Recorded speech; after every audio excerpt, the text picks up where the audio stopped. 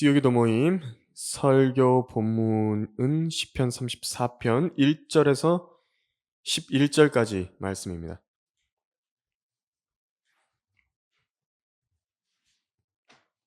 시편 34편 1절에서 11절까지 말씀입니다.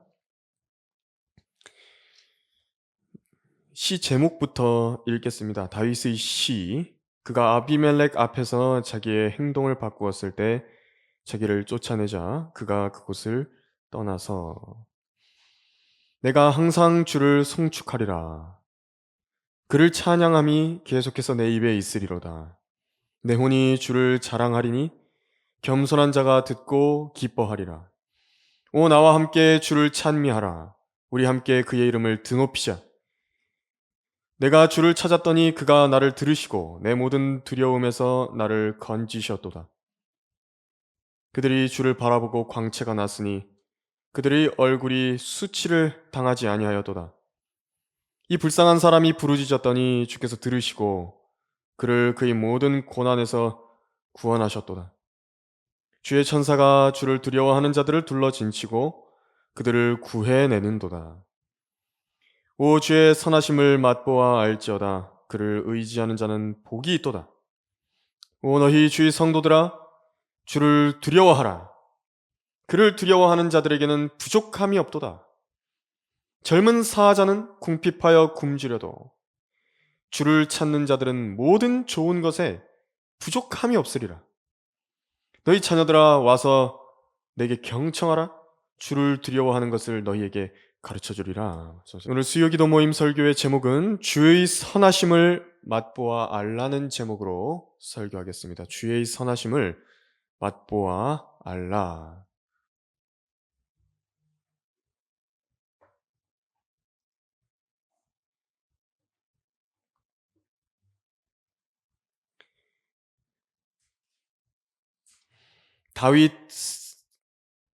다윗이 지금 이 시를 썼죠. 다윗만큼 사울이라는 왕, 그리고 또 이스라엘이라는 나라에 충성했던 사람이 있었을까요?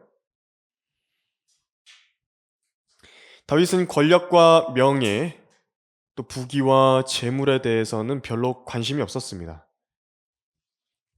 다윗의 관심은 주 하나님께 있었고, 주님을 묵상하고 또 어떻게 그분을 시로 찬송할 것인가, 그것에 대해서 많이 고민하고 거기에다가 이제 취미를 붙이고 시간을 보냈던 사람입니다. 다윗에게 책망해야 할 죄들이 있었을까요? 자기 일에 신실했었고요. 왕이 보내는 어느 곳이든 현명하게 행동했고 성과를 냈습니다. 사울 왕이 낳은 딸이 있죠. 미칼이라고. 그 미칼과 혼인했던 사람이고 또 모든 사람들의 사랑을 받았었습니다. 하지만 마귀에게 사로잡힌 사울이라는 왕이 이 다윗을 죽이려고 들었습니다. 2번이나 창을 던지려 했고 다윗을 죽이기 위해서 침상째로 그를 끌어내라 명령하기도 했습니다. 그러니까 아파서 누워있다고 소식을 들었는데 그 아파서 누워있는 사람을 꺼내가지고 죽여야 된다고. 다윗은 사울의 아들인 요나단을 통해서 사울 왕이 분명히 다윗을 죽이려 한다는 점을 알고서 궁을 떠나야 했습니다. 밤에 산 기슭이나 굴에서 들짐승처럼 노숙을 했고 자기를 쫓는 몇 안 되는 청년들과 함께 숨어 다니는 신세가 되었습니다. 친구들도 가족들도 찾아갈 수가 없습니다. 만일 가족들과 접촉을 했다가는 사울 왕이 어떻게 그 친족들을 다루게 될 것인지를 알기 때문에 가까이 갈 수도 없습니다. 그는 스스로 도망자로 살아야 했고 새벽에 풀잎에 맺힌 이슬을 친구로 삼아야 했으며 누구보다도 일찍 일어나 길을 떠나야 했고 누구보다도 늦게 파수를 보다가 잠들어야 했던 것입니다. 다윗은 하나님의 사람 아닙니까? 다윗은 다른 모든 것보다도 자기를 이때에 더 괴롭히는 마음의 문제가 있었을 것입니다. 하나님께서 나를 버리셨는가? 왜 자신에게 이런 문제가 닥쳤는지 아주 혼란스러웠을 것입니다. 왜 하나님께서 나를 이렇게 대하시는 것인가? 그 답을 얻지 못한 채로 고난을 통과했던 것입니다. 하나님께서 분명히 다윗에게 기름 부으신 적이 있으시고 주의 왕국의 왕으로 삼으시겠다라고 말씀을 하셨는데, 물론 다윗이 그걸 바란 것은 아니지만요. 그 말씀과는 전혀 정반대로 가고 있는 것입니다, 상황이. 하나님은 전혀 돕지 않으시는 것만 같고 나를 버리신 것만 같은 겁니다. 그래서 어떻게까지 결심을 했냐니까 내가 혼자 해결해야겠다. 이렇게 생각하고 가드라고 하는 필리스티아인들이 성읍으로 갔습니다. 가드 왕 아키스가 그의 신하들을 통해서 이스라엘의 전쟁 영웅 다윗이 왔다라는 소식을 듣고서 원수인 다윗을 찾으러 온 것입니다.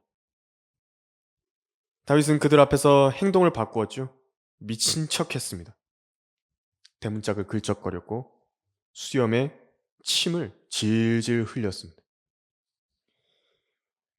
사실 다윗이 처한 상황이라면요, 미친 척 연기하는 것은 아주 쉬웠을 것입니다. 진짜 미쳐버릴 상황이니까 말입니다.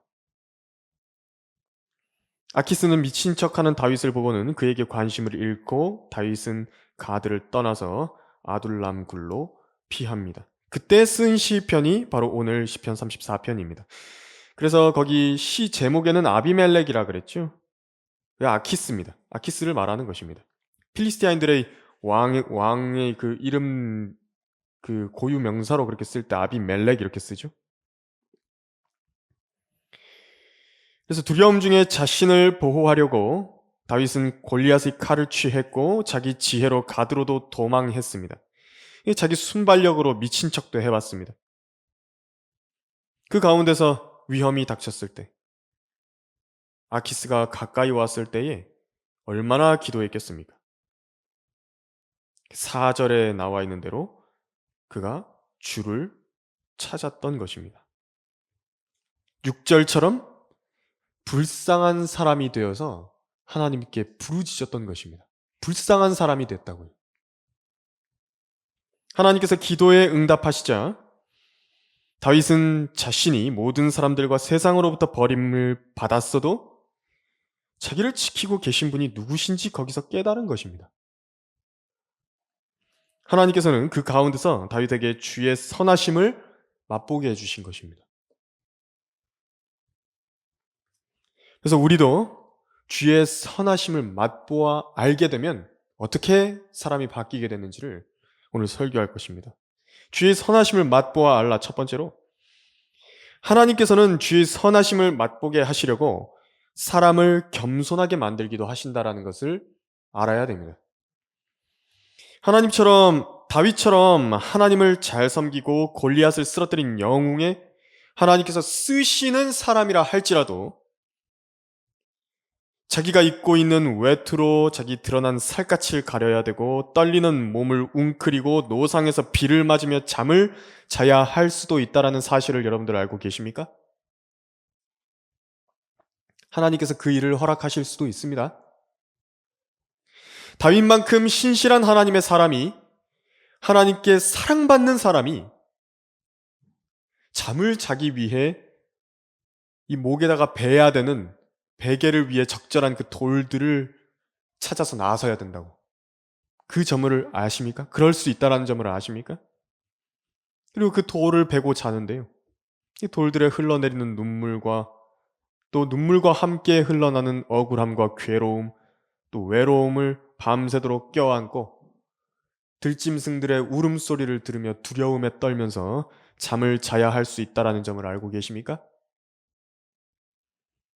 또는 자기에게는 더 이상 하나님의 도우심이 끊어져 버렸다라는 생각이 들어서 내가 알아서 내 목숨을 부지해야겠다라는 고독감 가운데 나를 지킬 무기를 내가 챙기고 살아남기 위해서 거짓말도 불사하고 미친 척도 해야 된다라는 사실을 여러분들 알고 있으십니까? 그런 상황에 있는 사람들에게 오늘 시편 34편 1절에서 3절을 반드시 읽어야 한다라고 말하겠습니다. 내가 항상 주를 송축하리라. 그를 찬양함이 계속해서 내 입에 있으리로다. 내 혼이 주를 자랑하리니 겸손한 자가 듣고 기뻐하리라. 오 나와 함께 주를 찬미하라. 우리 함께 그의 이름을 드높이자. 하나님께서 다윗에게 약속되어 있던 통치와 또 사울에 대한 복수를 즉시로 해주지 않으신 이유가 무엇입니까? 왜 다윗으로 어두운 죽음의 그림자의 골짜기에 수차례 내려갔다가 올라오도록 하셨던 것입니까? 하나님의 그 위대하심의 높이만 아는 사람들이 있습니다. 그분을 송축할 때요, 그런 반절밖에 못합니다. 그 깊이까지 알아야 되는 것입니다. 그래야 그 사람이 제대로 된 하나님의 선하심의 높이와 깊이를 다 누리고 그분을 송축할 수 있기 때문에 그런 것입니다. 그 낮아진 골짜기, 그 깊은 골짜기에서도 그 골짜기에서 다윗도 마치 하나님께서 거기에 계시지 않으셔서 내가 내 목숨을 부지하겠노라고 버둥거려 본 것이지만, 그런데 다윗은 거기에서도 하나님께서 계시다라는 것을 깨닫게 된 것입니다. 그래서 하나님께서 도우셔서 그 긴박한 상황 가운데 아키스에게 넘어가지 않도록 해주셨던 것입니다. 얼마나 기뻤겠습니까? 마치 이것입니다. 입맛이 없을 때에 멍게를 먹으라는 말이 있습니다. 그래서 그 멍게를 한번 먹고 나면요, 물만 마셔도 그 물이 달콤하다고. 하나님께서는 위대한 예술가이시기 때문에 악보예요. 장조 화음만 있는 곡이 얼마나 기괴한지를 알고 계십니다. 슬픈 단조의 화음이 작곡된 장조의 그 한 곡을 얼마나 그 슬픈 단조의 화성 하나가 더 풍부하고 깊이 있는 음악이 되게 만드는지를 아시는 것입니다. 그분은 가장 적절한 음표를 그래서 각 사람의 인생에 맞는 설계에 따라서 넣어두셨던 것입니다. 아마 우리 같이 견딜 수 없는 그릇들은 다윗 같은 처우를 하나님께 받았다라고 한다면 다 깨져버렸을지도 모릅니다. 하나님께서 우리에게도 우리 나름대로 우리에게 맞는 그런 인생의 단조들을 허락하신다고요. 하나님께서는 사람을 다루시는데 가장 능력 있으신 토기장이십니다. 그분의 방법은 사람을 겸손하게 만드시기 위해서 그 사람이 가루가 될 때까지 낮추기도 하십니다. 가루가 돼버린다고요. 하나님께 순종한 사람들은 그런 가루가 된 후에도 이제 거기서 그분이 보시기에 가장 좋은 그릇으로 빚어지는 것입니다. 그렇게 겸손해진 사람들은 2절처럼 듣고 기뻐하며 하나님의 인도하심을 드높일 수 있는 것입니다. 그 과정을 겪었던 사람들은 모두 하나님의 이름을 드높이게 되어 있습니다. 그 결과가 그렇습니다. 하나님께서 이걸 아시기 때문에 그 일을 허락하신 것입니다. 자신만을 드높이는 사람이, 이 감사라고는 찾아볼 수 없는 사람이 어떻게 하나님을 찬양하고 송축하겠습니까?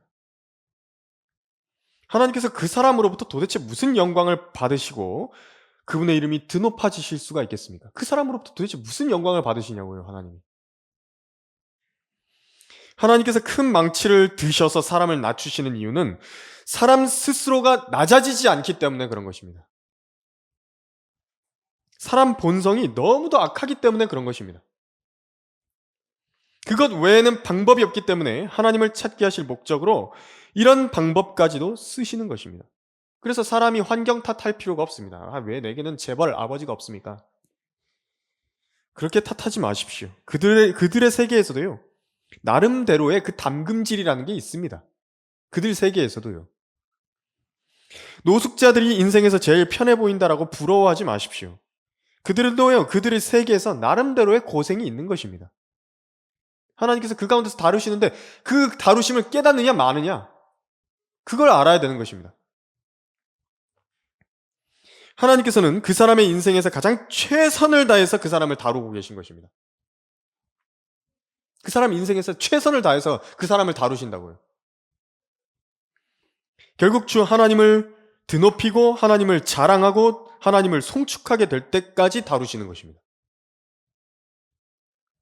끝까지 다루시다가 최후의 담금질인 죽음 앞에 서서도 이제 목을 굳게 해버린다라고 한다면 하나님 앞에 고집을 부린다고요.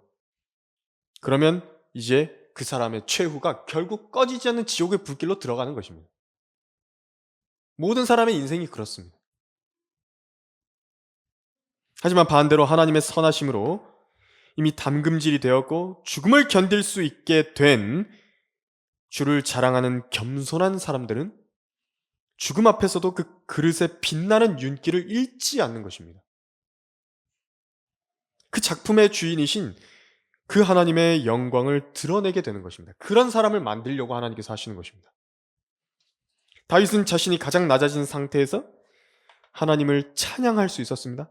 이 간증이, 바로 그 간증이 이 다윗이라는 그릇의 가치입니다. 불평을 그치십시오. 그 낮아진 것에서조차 하나님의 도우심이 있고요. 하나님의 인도하심이 있고 그분이 의도하신 그 다루심이라는 게 있다라는 것입니다. 그걸 찾아내야 잘하는 것입니다. 주의 선하심을 맛보아하라. 두 번째로, 하나님의 도우심은 높은 곳으로부터는 낮은 마음으로 흐릅니다. 낮아져 있는 마음으로 흐른다고요. 높은 곳에서, 저 높은 데서 낮아져 있는 사람의 마음 안으로 들어간다고요. 다윗은 아키스로부터 피하여서 아둘람굴로 피신을 했습니다. 이 아둘람이라는 뜻은 피난처라는 뜻입니다. 야, 하나님께서는 나의 피난처시다. 이렇게 찬양하다가 그 굴의 이름을 지은 것입니다. 그래서 그때 하나님께서 다윗을 도우셨습니다. 이제 위로를 허락해 주신 것입니다. 사무엘상 22장 1절에서 4절인데 제가 한번 읽어드릴 테니까 한번 들어보십시오. 그러므로 다윗이 그곳을 떠나 지금 이제 가드에서 떠나는 것입니다. 아둘람굴로 피하니 그의 형들과 아버지의 온 집이 그것을 듣고 그곳으로 내려가 그에게로 가더라. 그때 고난에 처한 모든 자와 빚진 모든 자와 불만을 품은 모든 자가 그에게로 모여들었으니 그가 그들의 대장이 되었더라. 그와 함께한 사람이 약 400명이더라. 다윗이 그곳에서 모압의 미스페로 가서 모압 왕에게 말하기를 내가 청하오니 하나님께서 나를 위하여 하실 일을 내가 알기까지 내 아버지와 어머니를 나오게 하시어 당신들과 함께 있게 하소서 하고 부모를 모압 왕 앞으로 인도하니 다윗이 요새에 있는 동안 그들이 모압 왕과 함께 거하더라 그랬습니다. 다윗이 지금 그 엔게디에 있는 요새에 계속 거하는 동안에 그 부모와 친지들이 모압 왕과 함께 거하게 된 것입니다. 다윗 입장에서 가족들이 얼마나 걱정이 되었겠습니까? 가족들도요, 얼마나 떨었겠냐고요, 그 상황에. 억울하게 다윗이 왕을 죽이려 한다라는 반역자로 몰려 있습니다. 반역자라고 지금 다윗이요. 가족까지도 온 이스라엘 사람들로부터 얼마나 눈치를 받았겠습니까? 아, 저기 반역자 집안이라고. 저 사람들이 지금 다윗과 닫고 연락하는 거 아니냐고. 하나님께서는 도움을 허락하셔가지고 다윗의 소재를 가족들에게 알려지게 하신 것입니다. 어떻게 알았을까요? 그곳으로 내려갔고요. 가족들 전체가 잠시 모압으로 피해 있도록 도우신 것입니다. 그러니까 왜 모압인 것인가? 이것은 다윗의 정친을 살펴보면 추측할 수 있는데 룻도 모압 여인이었죠? 그것을 생각해 볼 수 있습니다. 그러니까 나오미의 남편이었던 룻기에 나오는 나오미의 남편인 엘리멜렉, 이 가문의 후대로 이제 다윗이 나오게 되는 것인데 이 증조 할머니입니다. 이 룻이요. 베들레헴 사람들이었습니다. 다윗의 고향입니다. 그래서 기근이 들었을 때에 모압으로 갔었습니다. 그래서 며느리인 모압 여인 룻이 그때 유다 가문에 속하게 돼서 다시 베들레헴으로 들어오게 되었습니다. 그래서 아마 친지들이 거기 있었을 것 같습니다. 하나님께서는 다윗의 시름을 헤아리고 계셨습니다. 두려움이라고요. 하나님께서 이 상황이 이렇게 된 것을 허락하셨는데 내 부모와 내 형제들은 어떻게 하냐고요. 나 때문에 지금 이렇게 됐다고. 그런데 이 문제가 해결된 것입니다. 얼마나 안도감이 들었겠습니까? 그 안도감은 마치 하랄람 포포프 목사가 불가리아의 그 공산주의 감옥에 갇혀 있을 때 아내와 자녀들이 스웨덴으로 망명한 것을 들었을 때의 안도감이었을 것입니다. 정말 하랄람 포포프도 그 일 때문에 미치려고 했다고요. 내가 이렇게 고문당하는 거는 괜찮은데 내 가족들이 그렇게 당하고 있다고. 어디서 뭘 하고 있는지 모른다고. 하랄람 포포프의 아내의 이름이 뭔지 아십니까? 그 이름도 룻입니다. 룻 포포프라고요. 근데 룻은 원래 스웨덴 사람이거든요. 스웨덴 정부에서 그 아내를 불가리아로부터 나오라고 이렇게 망명을 그 정부에게, 불가리아 정부에게 했던 것입니다. 망명 요청을 했던 것입니다. 어떻게 이런 일을 상상이나 할 수 있었겠습니까? 하나님을 알지 못하고 자신의 인생에서 하나님이 없는 사람들 같은 경우에는 이런 사람이 감당할 수 없는 정신적인 압박이 오는 그때에 죽어버린다고요. 깨져버린다고요. 그 도움이 어디서 옵니까 도대체? 하나님께서 안 도우시는데? 다 막혀버리는 겁니다, 그냥. 그런데 어떻게 하나님께서 좀 살 길을 마련해가지고 해주시면, 운 좋았다고. 그러는 것입니다. 하나님께서 해주셨는데. 하나님의 도우심은 그런 것입니다. 하나님께 낮아져서 자신의 모든 죄들을 자백하고 겸손해진 그 사람이 주를 찾을 때 하나님께서는 그 사람을 들으시는 것입니다. 시편 34편 거기 4절에서 6절을 읽어보면요. 이 불쌍한 사람이 부르짖었더니 주께서 들으시고 그를 그의 모든 고난에서 구원하셨도다. 주의 천사가 주를 4절에서 6절이죠. 제가 잘못 읽었네요. 내가 주를 찾았더니 그가 나를 들으시고 내 모든 두려움에서 나를 건지셨도다 그랬습니다. 그들이 주를 바라보고 광채가 났으니 그들의 얼굴이 수치를 당하지 아니하였도다. 이 불쌍한 사람이 부르짖었더니 주께서 들으시고 그를 그의 모든 고난에서 구원하셨도다 그런 것입니다. 이 말씀이 얼마나 정말 위로가 되는 말씀입니다. 제가 근래 이 34편을 얼마나 많이 읽었는지 모릅니다. 이거 그냥 다 암송하려고 합니다, 지금. 써놨습니다. 아마 자신이요, 아직 불쌍한 사람이 아니라면 별로 와닿지 않는 말씀일 겁니다. 하지만 자기가 불쌍한 사람인 것을 아는 사람이라면 하나님께서 이런 사람조차도 들어주시는구나 하는 것을 알고 얼마나 큰 위안을 이 말씀으로부터 받을 수 있겠습니까? 여러분, 우리는 모두 주를 찾아야 됩니다. 그러면 그분이요, 들으신다라고 하셨습니다. 들으신다고.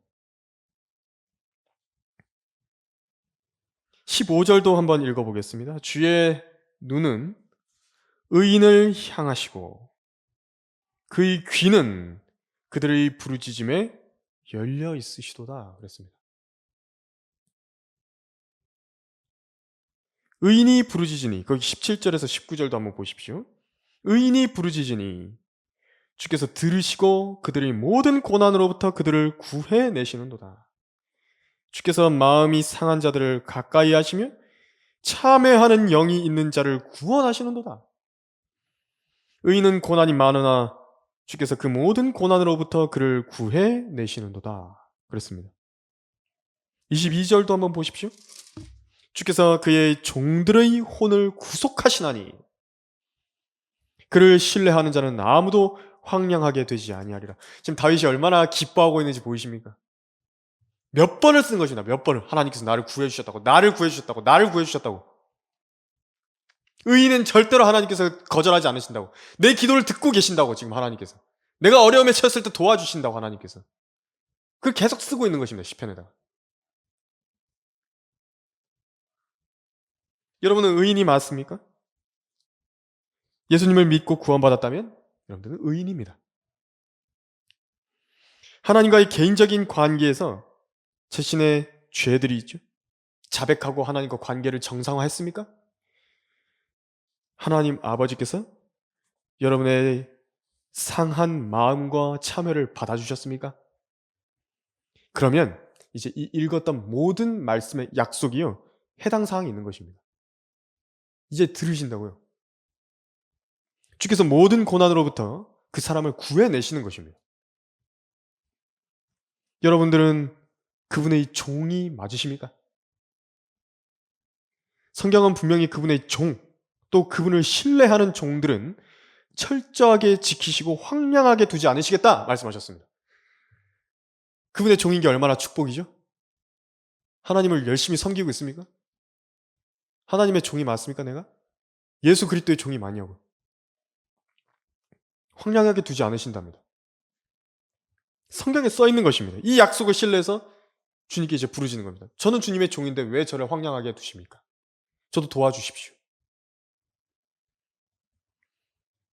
여전히 하나님의 도움이 필요 없는 사람처럼 안 불쌍한 척하지 말고, 가오잡고 대단한 사람인 양 고개 뻣뻣이 들고 있지 말고 하나님께 겸손하게 무릎을 꿇고 고개를 숙이십시오. 그분은 기도를 기다리고 계신 것입니다.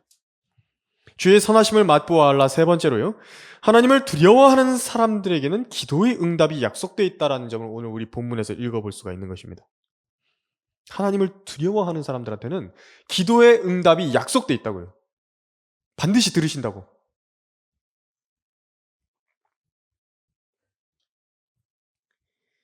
그래서 이번 이란 전쟁에서요, F-15 전투기가 이란군의 휴대용 미사일에 맞아가지고 격추가 되었습니다.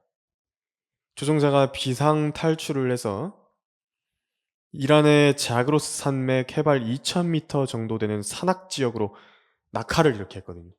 비상 탈출을 해서 적진 한가운데서 그를 구출하기 위한 특수작전이 이제 펼쳐졌습니다. 그가 살아있다는 것을 이제 무전으로 이렇게 특수한 신호를 가지고 확인을 했다는데, 그 짧은 무전의 구조 신호가 뭐였냐니까 God is good. 하나님은 선하시다 라는 무전이었다 그럽니다.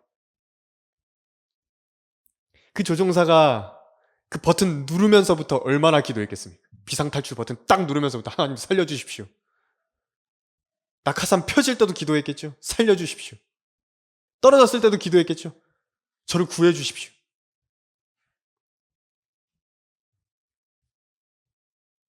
그런데 구한 것입니다. 보니까는 조금 전에 이렇게 뉴스에 나온 것을 보니까 어떻게 그걸 찾았나니까 그 사람을 CIA에서 그런 무슨 기술을 갖고 있대요. 수십 킬로 떨어진 곳인데 그 사람의 심장 박동을 이렇게 얻어낼 수 있는 그 기술이 있다 그럽니다. 무슨 양자의 무슨 그 성질을 이용한 것이라고 하는데, 그러니까 하나님께서, 아니 CIA도 그 수만 킬로미터의 그 사막에서 사람의 심장 소리를 이렇게 걸러낼 수 있다는데, 하나님께서 여러분들의 마음에 그 나오는 소리를 모르신다는 말입니까? 다 듣고 계신 것입니다. 전부 다 듣고 계시다고요. 그래서 영국의 산업혁명 시절에요, 런던 한 거리에서 불황아 하나가 죽은 채로 발견되었습니다. 그 아이 손에는요, 이 종이 조각 하나가 이렇게 쫙 지어져 있다 그럽니다. 사람들이 펴서 보니까 이게 뭐냐니까 찰스 웨슬리가 쓴 시가 거기 써 있었습니다. 내용이 이렇습니다. 온화하시고 온유하신 예수님, 저 같은 어린아이를 지켜봐 주시며 저희 우둔함을 불쌍히 여기시어 저를 주님께로 인도하소서. 주님께로 가기를 간절히 원합니다. 자유로운 하나님, 거절치 마시고 주님의 은혜의 나라로 저를 받아주소서 기도한 것입니다. 그것을, 그 시를 꼭 쥐고 죽은 것입니다. 불황자로 살다가 평생 당해야 하는 고통뿐인 생보다는 하나님께서 그 뜻 가운데서 먼저 하나님께로 불러 올리시는 사람들이 있는 것입니다. 그들은 죽음이다라 하더라도요, 그것은요 하나님의 선하심이라고. 죽음이라 하더라도 우리 입장에서 보면은 어떻게 죽음이 선하심이냐 그러죠. 그런데 그 사람에게는 그게 선하심인 것입니다. 여로보암의 왕의 때가 있었는데요. 하나님께서 여로보암의 어린 아들을 아프게 만들어 버리셨습니다. 먼저 죽게 하셨는데 죽음에 이르게 아프게 하신 것입니다. 장사되게 하셨습니다. 그 이유가 뭐냐니까 그 아이 안에서 하나님 앞에 다소 선한 것이 발견되었기 때문에 그렇답니다. 열왕기상 14장 13절에서요. 하나님의 모든 처사는요, 선한 것입니다. 하나님의 선하심입니다. 때로는 하나님의 자녀들이 주님께서 통과하게 하시는 환경들로 인해서 쓴뿌리를 품거나 주님께 반항하기도 하죠. 주님께서 정말 나의 친구시라며 왜 나를 이런 식으로 대하십니까? 잠언 27장 6절에서 뭐라고 되어 있냐면 친구가 주는 상처는 신실한 것이나 원수의 입맞춤은 속이는 것이니라. 하나님께서 여러분에게 상처 주실 수 있다고요. 근데 신실한 것이랍니다. 오늘 본문의 7절에서 11절을 한번 읽어보십시오. 주의 천사가 주를 두려워하는 자들을 둘러 진치고 그들을 구해낸도다. 오 주의 선하심을 맛보아 알지어다. 그를 의지하는 자는 복이 있도다. 오 너희 주의 성도들아 주를 두려워하라. 그를 두려워하는 자들에게는 부족함이 없도다. 젊은 사자는 궁핍하여 굶주려도 주를 찾는 자들은 모든 좋은 것에 부족함이 없으리라. 너희 자녀들아 와서 내게 경청하라. 주를 두려워하는 것을 너희에게 가르쳐 주리라. 하나님의 선하심은 이런 하나님을 두려워하는 사람들에게 풍성하다고 가르쳐 주고 있는 것입니다. 하나님을 두려워하는 사람이에요. 사람이 그 선하심을 인정하려 하지 않을 뿐입니다. 사람이 왜곡된 길에 서 있는 것입니다. 그 관점이 비틀려 있는 것입니다. 마음이 비뚤어져 있는 것이 문제인 겁니다. 그 사람의 문제라고요. 내게 뭔가 문제가 있다라는 것은요, 생각 안 합니다. 자신의 어떤 습관, 어떤 생각하는 방식, 사고방식, 생활방식, 또 믿음, 의심, 이 모든 것들 중에서 내게 문제가 없는 것인가? 그 한 번도 의심해 본 적이 없습니다. 그 고집쟁이들을 다루시고 있는 것입니다, 하나님께서. 그러나 자신이 하나님을 두려워하는 사람이라면 이제 그 사람에게는 하나님의 선하심이 임하는 것입니다. 여기 지금 말씀에서 약속하고 있습니다. 그 맛을 본 사람들은 절대로 하나님을 의지하는 것을 잊어버릴 수가 없습니다. 하나님의 은혜를 맛본 사람들은 절대로 그분을 배반할 수 없다고요. 하나님의 도우심이 실제적으로 있다는 걸 느껴봤다고요. 가끔 그 사랑이 조금 의심스러울 때가 있죠. 가끔 그 사랑이 좀 의심스러울 때가 온다고요. 왜 이러시지 도대체? 모든 것이 다 지나간 뒤에 이제 알게 되는 것은요. 내가 또 하나님을 의심하고 또 오해했구나 하는 것을 알게 되는 것입니다. 그게 우리 모습입니다. 그래서 우리가 할 일은 여기 기록되어 있는 대로 하나님을 두려워하는 가운데 머물러 있는 것입니다. 하나님을 두려워하십시오. 그러면 그분께서 가장 적절한 때에 자기 천사들에게 명하셔서 우리의 모든 고난에서 우리를 구원해 주시는 겁니다. 수호천사라는 그 개념은 성경적으로 아예 없는 것은 아닙니다. 그러니까 내 담당 천사가 있다 그런 말은 아니지만요. 천사들이 도와주는 것입니다. 하나님의 명령을 받고 오는 것입니다. 더러운 마귀들의 영들도 항상 우리 주변에 상존해 있죠. 하나님의 천사들도 영들입니다. 영들입니다. 하나님께서 천사들을 영들로 영으로 이렇게 쓰시죠. 그래서 그 명령에 따라서 하나님의 명령에 따라서 이 지상에서 맡은 임무들을 수행해 나갑니다. 특히 교회의 질서에 관해서도 천사들이 우리를 지켜보고 있다고 고린도전서 11장 10절에서 말했고, 그래서 교회에서 하나님의 명령에 따라서 사람들이 질서를 지키는 것을 보고 천사들이 감탄해 한다 그랬다고요. 그런데 안 하면 어떻게 되죠? 천사들이 보고 혀를 차는 것입니다. 찌찌찌 이러면서요. 저 사람 뭐라고? 권위를 무시한다고. 하나님의 말씀의 명령을 무시한다고 저 사람 보라고 이렇게. 또 성경에 기록된 진리와 신비들을 여러분 옆에서 간절히 살펴보기를 바래한다라고 성경은 말씀하셨습니다. 베드로전서 1장 12절에서. 또 복음으로 인해 고난 받을 때에 흠모하고요. 복음을 전할 때 흠모한다고요, 천사들이. 또 고난을 받을 때 구경한다라는 것을 알 수 있습니다. 고린도전서 4장 9절에서. 또 선지자 엘리사의 때에 엘리사 주변에 진치고 있는 불말들과 병거들은 분명히 있었으나 그것을 바라볼 수 있는 눈이 있어야만 볼 수 있었던 것과 같이 우리들도요, 그 믿음을 통해서 그 하나님의 임재에 대한 담대함을 가져야 마땅한 것입니다. 또 하나님을 두려워하여서 죄 짓지 마십시오. 죄 지을 때 하나님께서도 물론 알고 계시지만 옆에서 그 천사들이 보고 있는 것입니다.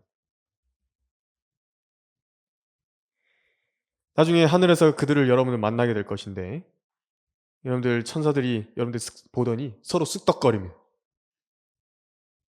그런 상황은 있으면 안 되는 것입니다.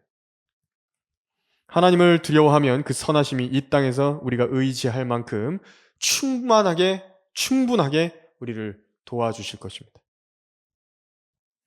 오늘 설교의 결론을 맺으면요, 제가 설교에서 강조하고 싶은 결론은 스스로 마음을 낮춰서 하나님을 두려워하고 그분께 부르짖으시라는 것입니다. 마음이 낮아져 있다라고 한다면 또 하나님의 선하심의 그 풍요한 강이 흘러서 그 사람에게 흘러 들어가는 것입니다. 낮아진 사람한테. 자기 마음을 낮춰야 됩니다. 저희가 고생하고 있는데도 마음 안 낮추는 사람들 많이 있습니다. 저희가 고생하고 저희가 고난을 당하고 저희가 어려운 환경 가운데 놓여 있고 지금 상황이 도저히 지금 내가 감사할 수 있는 상황이 아니다. 그런 데서도 감사하는 사람이 있고 또 마음을 낮추는 사람들이 있는가 하면요, 그러지 않는 사람들도 있는 것입니다. 기도하십시오. 기도하는 입을 하나님을 송축함과 찬양함으로 더 높이십시오. 하나님을 놀라게 해드리라고요. 하나님께서 그런 믿음을 보고 놀라시는 것입니다. 지금 내가 처해 있는 상황에서 주님을 드높일 수 있는 것이 무엇인가? 찾아내야 되는 것입니다. 의지적으로 찾아내십시오. 그래도 이 상황에서나마 나를 어떻게 돕고 계신다. 그렇게 해서 이겨내는 것입니다. 불평은 하나님의 자녀들이 해야 할 일이 아닙니다. 의인의 부르짖음에 하나님께서 결코 귀를 막지 않으신다는 것을 아셔야 됩니다. 하나님의 뜻과 그분의 때를 바라보시길 바랍니다. 기도의 자세를 반드시 다시 새롭게 하시는 시간이 되시기를 바랍니다. 설교를 마치겠습니다.